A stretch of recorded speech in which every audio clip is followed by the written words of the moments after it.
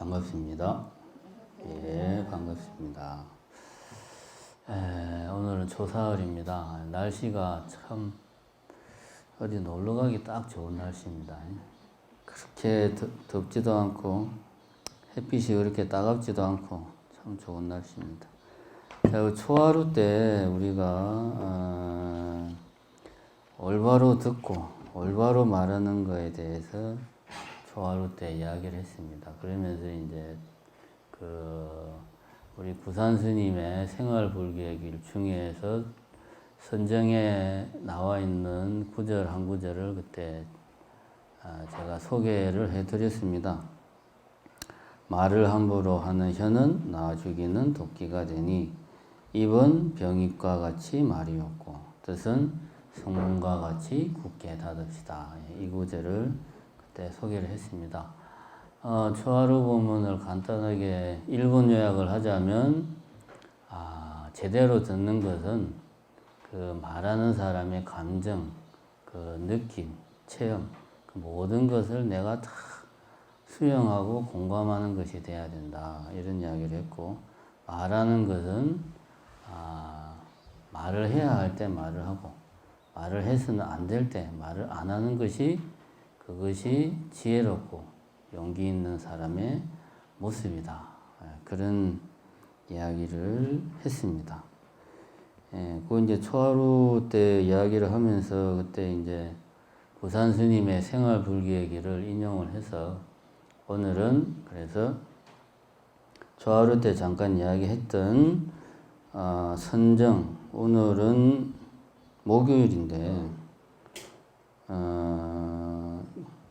인용한 부분이 이제 금요일에 해당하는 선정에 들어있어 가지고 우선 이 부분을 먼저 한번 보도록 합시다. 선정. 참고로 구산 스님의 생활불교의 길은 육바라미를 우리 현대 불자들이 매일매일 실천하기 좋도록 어떤 그 매일매일 하나하나씩 그 좋은 말씀들을 정리해서 구산 스님이 실천하기 좋도록 만들어 놓은 겁니다. 육바라밀은 6개란 말입니다. 보시, 지계, 인욕, 정진, 선정, 지혜. 요일마다 배치를 하면 하루가 비잖아요. 그래서 일요일은 이제 만행이다 해가지고 이렇게 7개로 해서 구산 스님의 7바라밀 이렇게 이야기를 합니다. 그래서 선정은 5번째, 금요일. 원래는 내일인데 내일까지 오늘 한번 하도록 합시다. 내용은 짧으니까 제가 읽어드리겠습니다. 선정. 오늘은 안정의 날입니다. 사물의 진정한 이치를 깨우치고 마음을 안정합시다. 몸이 청정하고 마음이 청정해야 지혜가 밝아집니다. 안심인명은 지분과 지족과 팔풍에 세파에 부동하여 허영심이 없어야 부동지인 마음을 깨우칩니다. 말을 함부로 하는 혀는 나 죽이는 도끼가 되니 입은 병입과 같이 말이 없고 뜻은 성문과 같이 굳게 닫읍시다. 이거를 이제 금요일 아침마다 이 구절을 읽고 이 구절을 마음에 새기고 금요일이면 오늘은 안정의 날이다. 입은 굳게 닫고 혀는 도끼니까 입과 혀를 굳게 닫자. 이런 마음가짐으로 금요일을 살라는 그런 이야기죠. 여기 이제 보면 혀와 입, 말을 조심을 해라. 왜? 그 이유는 바로 안심인명을 하기 위해서다. 안심인명이다. 라는 말이 나옵니다. 이게 이제 우리 불교에서 우리가 이제 이거를 좀 알고 있어야 됩니다. 불교는 인도에서 시작된 거고, 당연히. 그래서, 초기 불교라고 말하는 것은,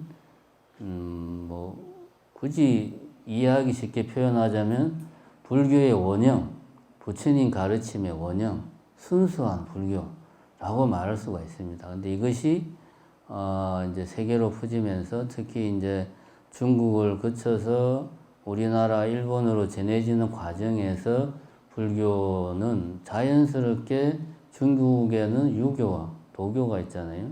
이 유교가 도교가 불교에 많이 섞이고 융합이 됐어요. 그래서 초기 불교 말고 이후에 우리 대승불교 쪽은 도교나 유교가 많이 가미되어 있고 섞여 있습니다. 이 안심인명이라는 말은 이 말은 엄밀하게 따지면 불교 용어가 아닙니다. 불교 용어가 아니고 이건 유교에서 쓰는 말입니다. 이게 막 맹자에 나오는 걸로 알고 있는데 이 말이 의미하는 바는 같은 거예요. 안심, 마음을 안정되게 한다. 마음을 편안하게 한다.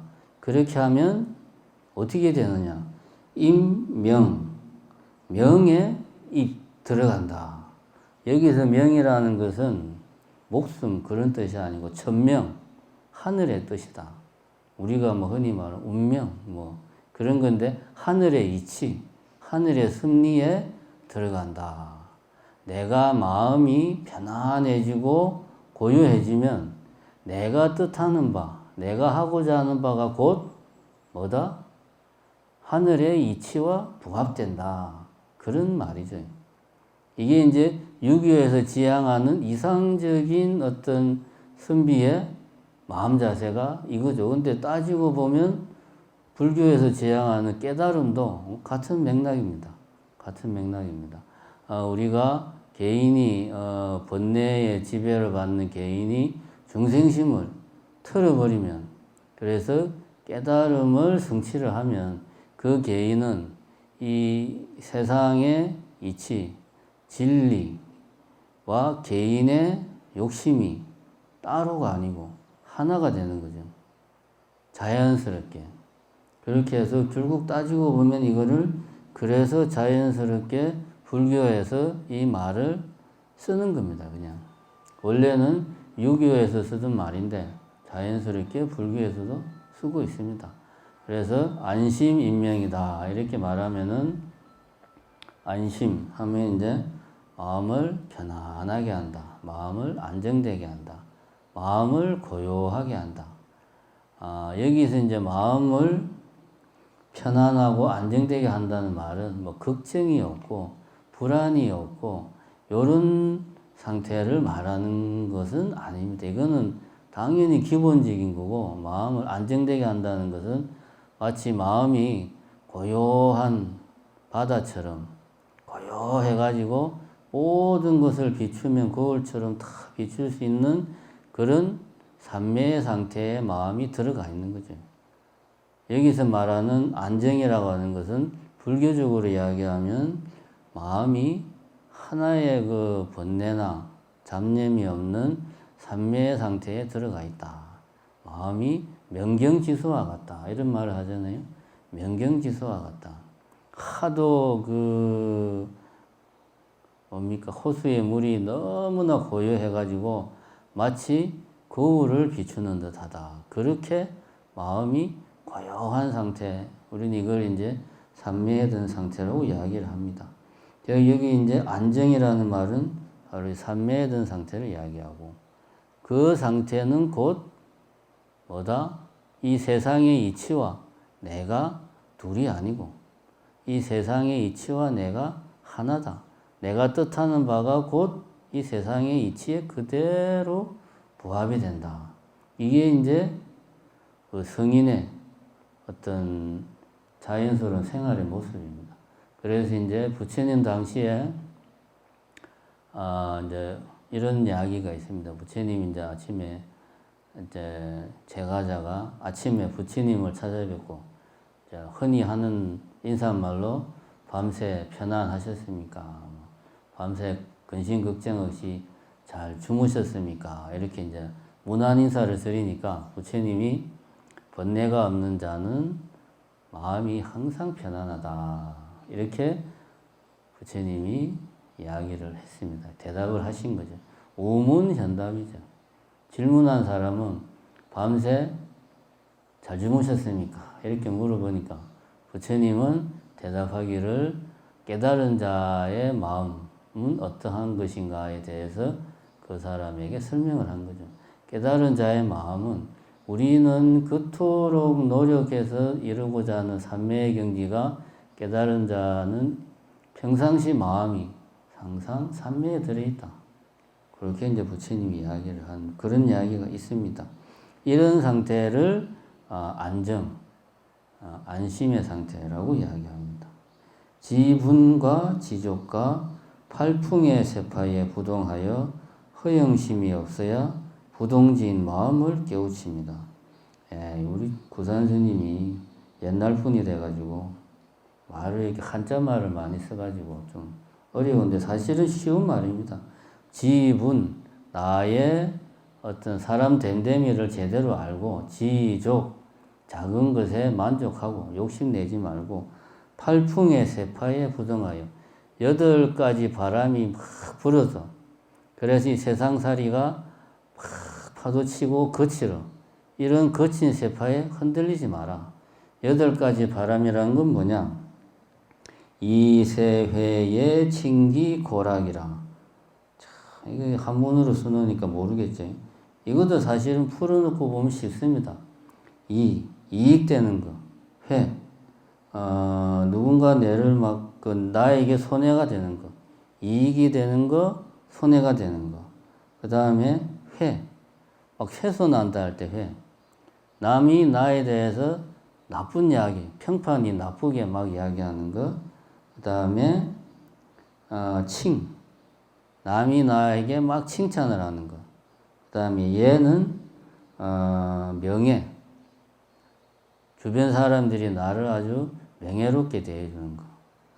기는 흠담을 하는 거. 나쁜 이야기 막 내를 비방하는 거. 그 다음에 고. 괴로운 거. 락. 즐거운 거. 그러니까 4가지는 남들이 나에 대해서 나쁘게 막 하는 이익되고 험담하고 비방하고 괴롭고 4가지는 나에게 손해가 되고 나에게 이익이 되고 평판이 명예롭고 칭찬을 받고 행복하고 이런 것들이 사실은 무엇이다? 8개의 바람과도 같다.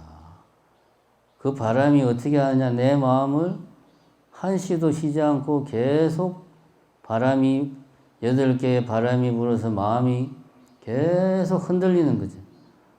호수에, 잔잔한 호수에 바람이 불면 호수가 어떻게 됩니까? 물결이 일고 바람이 심하게 불면 파도가 치죠. 그럼 그런 호수에 우리가 뭔가를 비춰서 볼 수 있냐? 비춰서 볼 수가 없습니다. 그 팔풍의 그 세파에 막 이 마음이 흔들리면 마음이 안정될 수가 없다. 이런 것들이 우리들로 하여금 삼매에 들지 못하게 한다. 이런 것들에 흔들리지 말고 허영심이 없어야 부동지의 마음을 깨우친다. 동하지 않는, 움직이지 않는 고요한 그 마음을 깨우친다.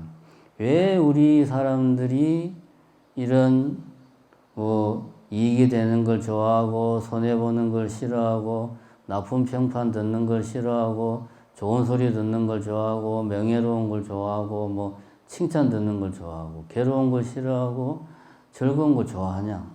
다른 게 아니다. 마음속에 허영심이 있어서 그렇다. 그런 마음이 없어야 마음이 안정된다. 그러면서 어떻게 하면 되느냐?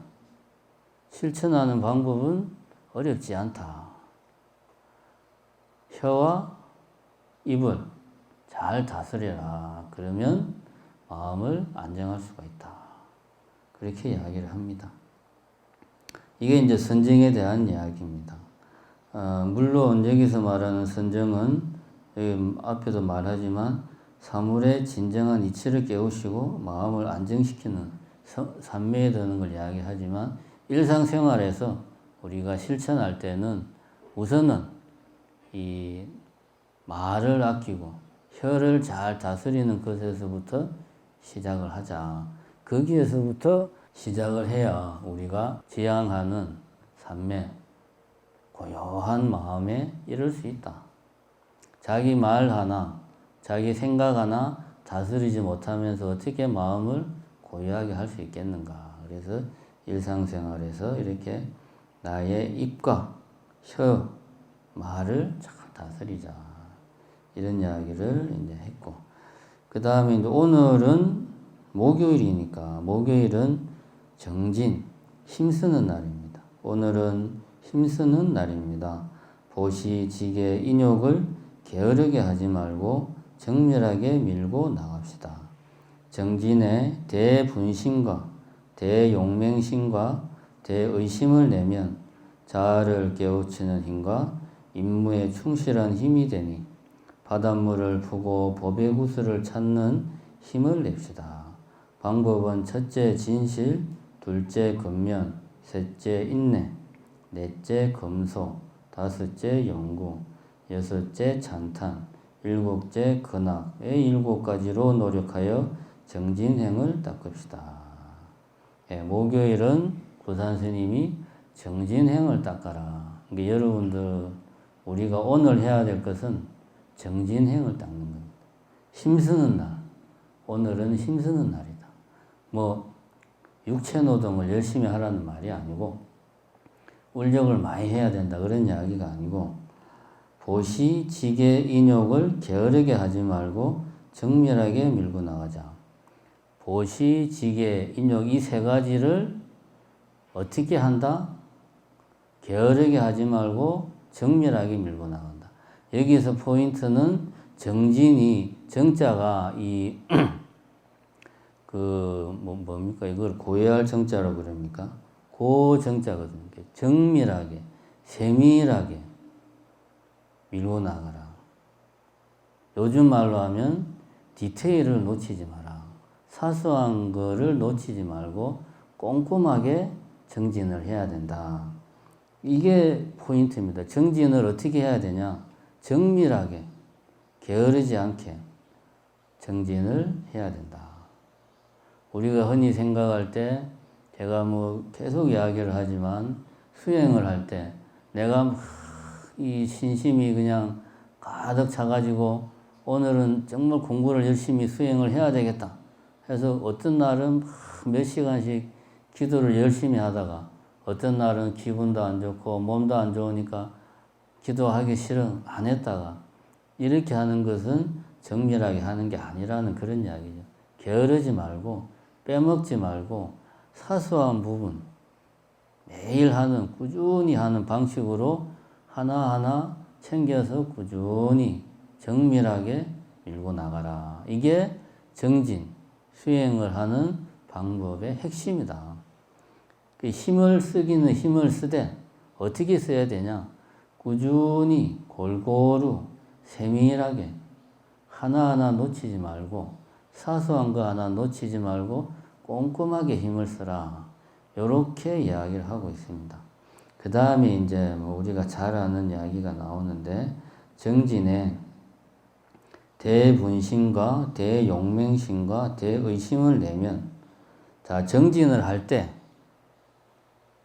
어떤 마음이 있어야 내가 이렇게 앞에서 말했지만 꾸준하게 세밀하게 정밀하게 할 수 있느냐 이 3가지를 갖춰야 된다.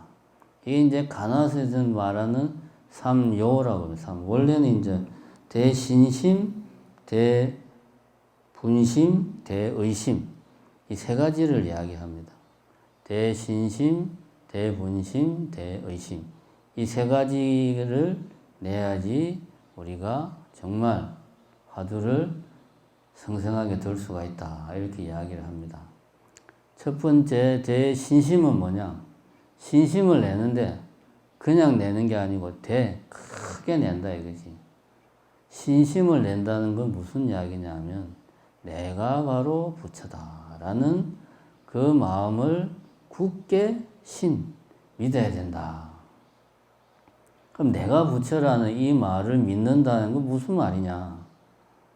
그냥 내가 머릿속으로 생각하는 내라는 사람이 부처구나 이렇게 이해하는 게 아니고 지금 말하는 지금 이 순간 말하고 있는 나 자신 기뻐하는 내 자신 지금 이 순간 즐거워하는 내 자신 지금 법문을 들으면서 언제쯤 끝날까 머릿속으로 이런 생각을 하는 그 생각 자체 그 자체가 바로 부처다. 이런 믿음이 확고해야 된다. 이게 없으면 나머지 두 개도 생길 수가 없어요. 우리가 생각을 해보자. 지금 이 순간 말하고 듣고 생각하고 괴로워하고 기뻐하고 즐거워하고 화내는 이놈이 바로 낸데, 이놈이 바로 부처인데, 그죠? 이거를 내가 철두철미하게 믿으면 자연스럽게 분심이 안 생길 수가 없어요. 이 내가 부처인데 지금 내 꼬라지를 보라 이거야. 어디에 내가 어디를 봐서 내가 부처요. 한나 별 볼 일 없는 중생이요. 숱하게 많은 조사 스님들이 덕도를 해서 깨달음을 얻어가지고 불보살의 경지에 다 올라섰는데 나도 부처인데 이 멍청한 놈이 지금까지 그걸 모르고 한낱 중생으로 살아온 거야. 이렇게 생각을 하면 정말 억장이 무너지고 한탄스럽고 통탄할 노릇이고 내 자신이 너무나 한심하고 분한 거지. 이런 마음이 없으면 수행을 못한다. 이런 마음이 생기려면 먼저 안 할 말로 뭐 사람이 다 그렇지 뭐. 사람이라는 게 배고프면 밥 먹고 졸리면 자고 이쁜 여자 보면은 마음이 동하고 이게 사람인데 라고 생각하면 절대로 분심이 생길 수가 없어요. 그죠? 남들 다 그렇게 사는데 내라고 뭐 별거 있나?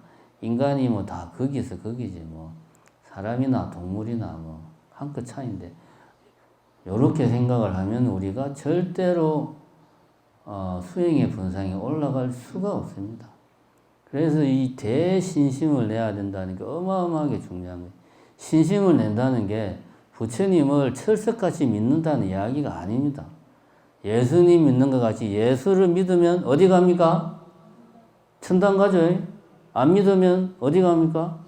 지옥 갑니다. 철석같이 믿어야 돼. 그러면 천당 가요. 근데 우리는 그런 거 믿습니까?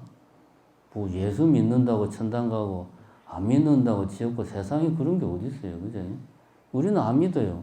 우리 같은 사람한테는 백날 말해봐야 아무 소용 없습니다. 근데 아주 교회를 열심히 다니는 분한테는 너는 믿음이 부족해서 지옥 가 그러면은 마음의 상처가 되겠죠.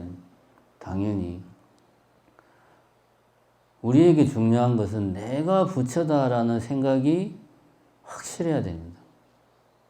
이거 없으면 불자라고 할 수가 없어요. 이런 마인드가 없으면 불자가 아니에요. 내가 부처다. 어떤 내가? 그냥 머릿속으로 생각하는 내가 아니고 지금 이 순간에 내가 부처다. 이런 믿음이 확실하게 있어야 됩니다. 그래야지만이 거기서 중생으로 살아가고 있는 지금 이 순간에 내 모습에 대해서 분한 마음이 생기는 거예요. 그런 분한 마음이 생겨야 그 다음에 의심이 생기는 거지. 아니 근데 왜 도대체 내가 중생으로 살고 있을까? 왜 이렇지? 어째서? 이렇게 우리가 생각이 자연스럽게 정립이 되는 겁니다. 화두를 예를 들어 봤을 때 유명한 화두 중에 이제 그런 게 있다 이겁니다. 이 몸뚱아리를 끌고 이 송장을 끌고 가는 놈이 누구인가? 뭐 이런 화두가 있습니다. 이 삼요 이 세 가지가 철저해야 의정 크게 의심이 들어가지고 깨침을 얻을 수 있다고 이야기를 하는데 이 화두를 자세히 보자. 여기서 이 송장은 바로 이 몸뚱아리, 바로 내 자신, 그죠? 내 자신, 내 몸뚱아리만 놓고 보면 이 몸뚱아리하고 예를 들면 한 10분 전에 죽은 시체하고 겉으로 보기에는 다를 게 하나도 없습니다. 피부색도 똑같고 눈도 두 개, 코도 콧구멍도 두 개, 뭐 똑같아요. 귀도 두 개, 머리카락 색깔도 그냥 옆에서 보고 있으면 자고 있는 것 같아요. 그죠? 똑같습니다. 그런데 나는 화가 나면 화를 내고, 기쁘면 즐거워하고, 괴로우면 확 괴로워하고, 짜증도 내고, 불안해하고, 도대체 어떤 놈이 이렇게 하고 있을까? 이 몸뚱아리는 시체와 다를 바가 하나도 없는데, 어째서 무엇이 이 몸뚱아리를 도대체 끌고 다니는가? 무엇이 이 시체를 산송장을 끌고 다니는가? 이런 의심이 생기는 겁니다. 이와 마찬 이런 것들을 우리는 일반화시키면 바로 대신심과 대분심과 대의심, 이것이 가나선에서 화두를 드는데 가장 중요하다. 이건 뭐 순서가 있는 게 아닙니다. 먼저 믿음이 있어야 되고, 저는 지금 설명을 하기 위해서 그렇게 말을 한 거고, 믿음이 있어야 분심이 생기고, 분심이 나야 의심이 생기는 그런 게 아닙니다.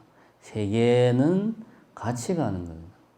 우리가 이 화두를 들 때의 그 마음의 상태를 이런 면에서 보면 대신심이고, 이쪽에서 보면 대의심이고, 이쪽에서 보면 대분심이고, 그거를 보는 각도에 따라 달리 보이는 겁니다. 같은 거라는 거죠. 화두를 제대로 들 때 마음 상태다. 결국 이 말은 뭐냐? 공부를 할 때, 우리가 수행을 할 때 항상 이런 마음, 대신심과 대분심과 대의심, 이런 마음이 내 안에 딱 차 있으면 그때 내 마음은 수행을 하고 있는 마음이에요. 근데 내 마음에 이런 대신심이나 대분심이나 대의심이 없다. 그건 수행하는 마음이 아니에요. 대신심이라고 해서 어마어마하게 크다 이런 거 말하는 게 아닙니다. 아까 정지 말했잖아요. 아주 세세한 것까지 챙기면서 세밀하게 정진하는 그런 관점에서 이야기하는 거지, 크다고 해서 물리적으로 큰 게 아닙니다.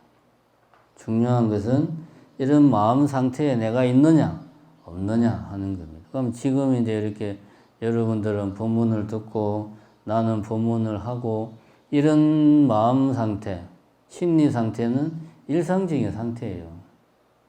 이거는 수행하는 상태가 아닙니다. 저도 그렇고 여러분도 그렇고.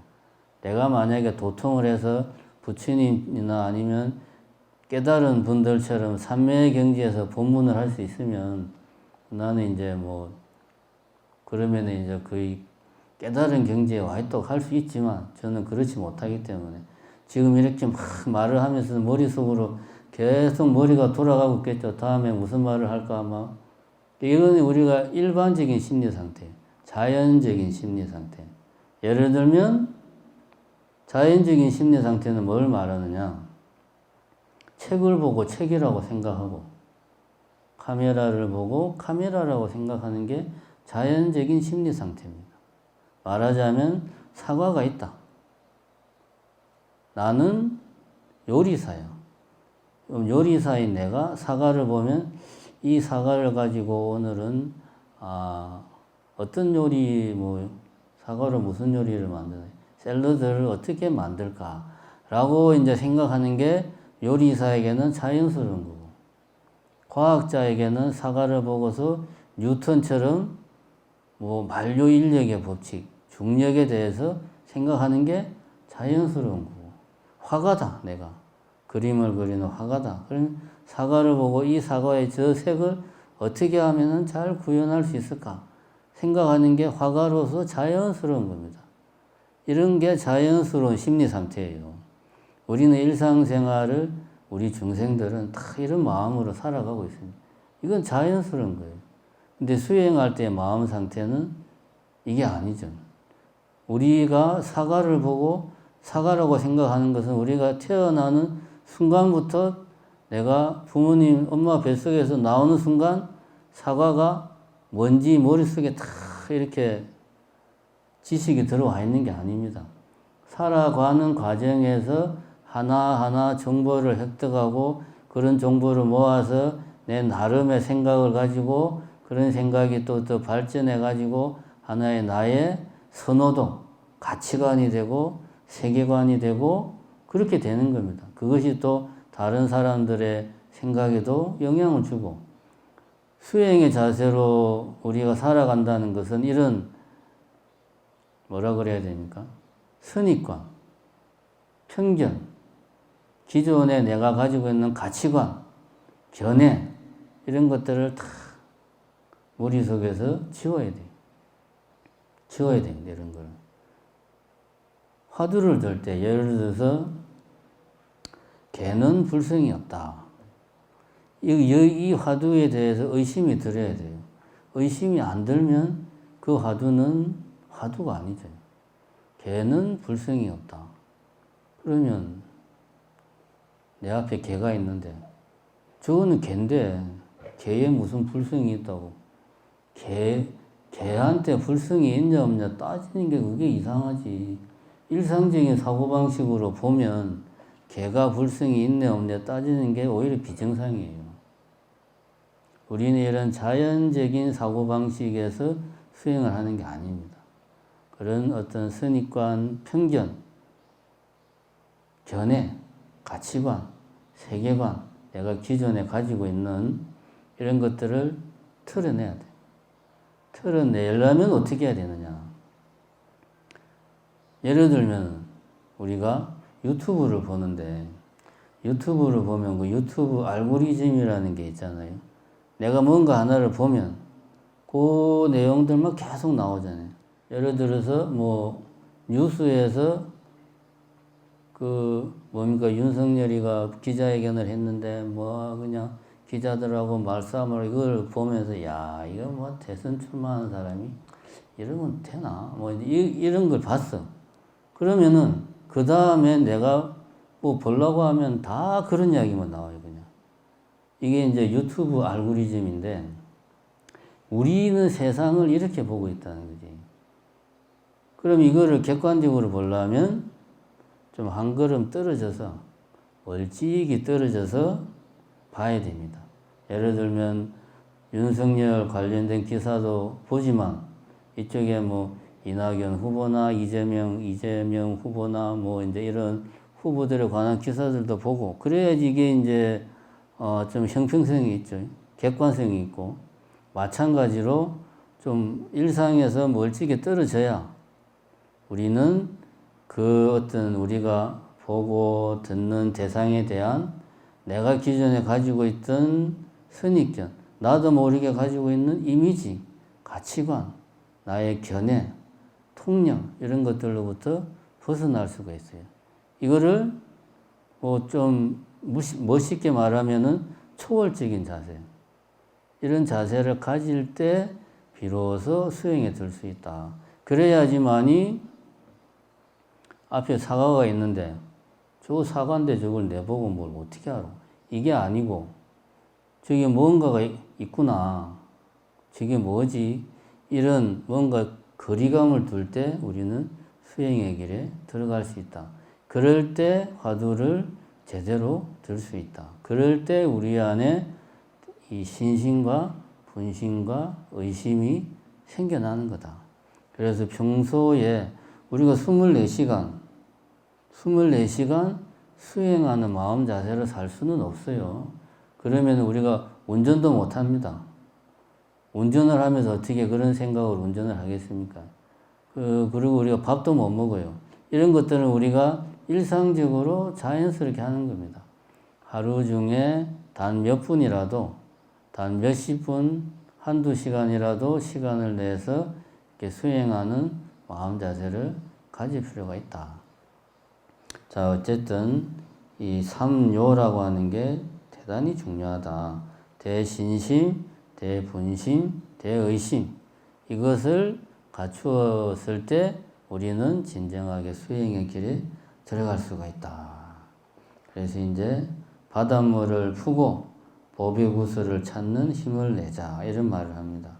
이 비유가 정진행, 정진을 어떻게 할 것인가를 잘 나타내주고 있는데 바닷속에 태평양같이 어마어마하게 큰 바다에 보배구슬이 빠졌어요. 저걸 어떻게 찾아야 되냐? 정진하는 자세는 다른 게 아니라는 거지. 그 바닷물을 어떻게 해야 된다? 다 퍼내라 이거지 그냥. 그게 어마어마한 시간이 걸리고 정말 퍼낼 때 내가 이거를 한다고 해서 과연 구슬을 찾을 수 있을까? 뭐 이런 의문이 드는 게 너무나 당연하죠. 그런데 이런 마음가짐으로 꾸준히 사소한 것까지 다 챙기면서 꾸준히 수행을 하는 게 중요하다. 그래서 이 구절, 우리가 오늘 꼭 명심을 할 필요가 있습니다. 바닷물을 푸고 법의 구슬을 찾는 그런 힘으로 정진을 하자. 우리가 명심을 하기 바랍니다. 오늘은 정진과 선정, 이야기를 하다 보니까 구산 스님의 생활불교의 길에 나오는 정진과 선정에 대해서 이야기를 했습니다.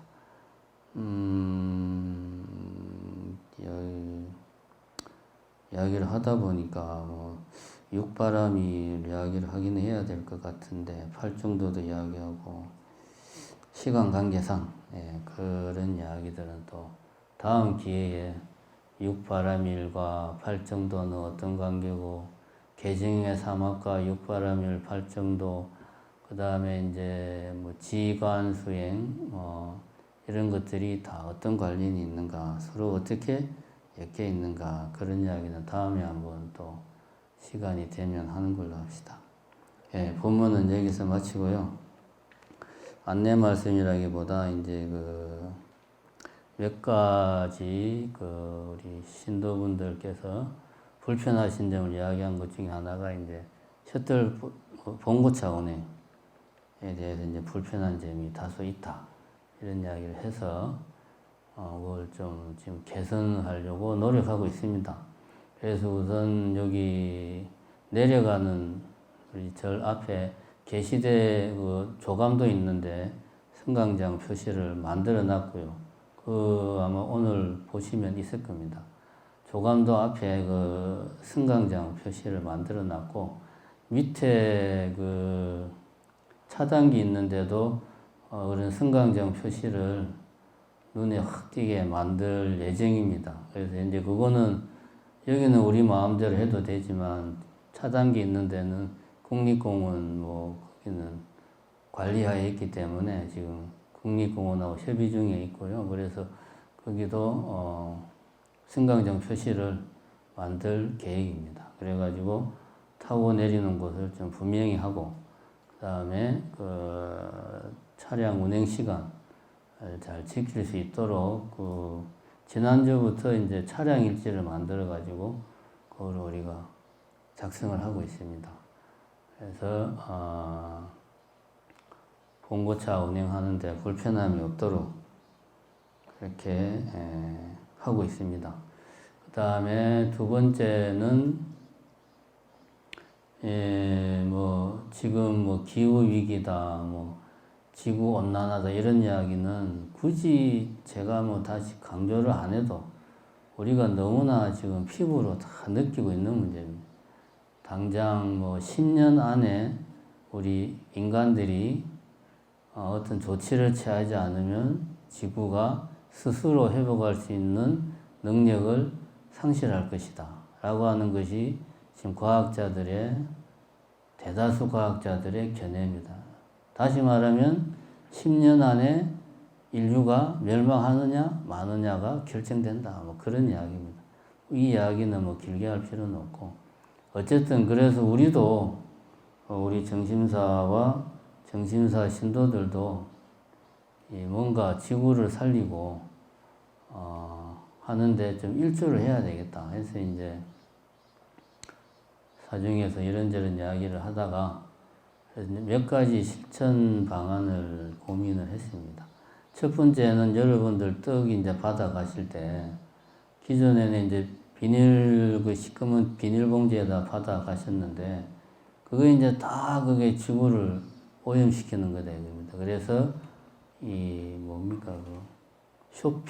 쇼핑백을 이제 우리가 제작을 해서 드릴 겁니다. 우리 신도분들 하나씩 드릴 테니까 뷔페 나오실 때 그 쇼핑백 가지고 오시면 거기에 떡을 넣어 드릴 겁니다. 그렇게 해서 우리가 플라스틱, 비닐 사용을 줄이자. 그래서 이제 그거를 지금 제작 중에 있습니다. 그래서 조만간 제작을 할 거고, 그렇습니다. 그래서 우리가 좀 이 지구를 살리는데 우리도 좀 적극적으로 노력을 하자. 그런 말씀을 드리면서 오늘 마치겠습니다. 감사합니다.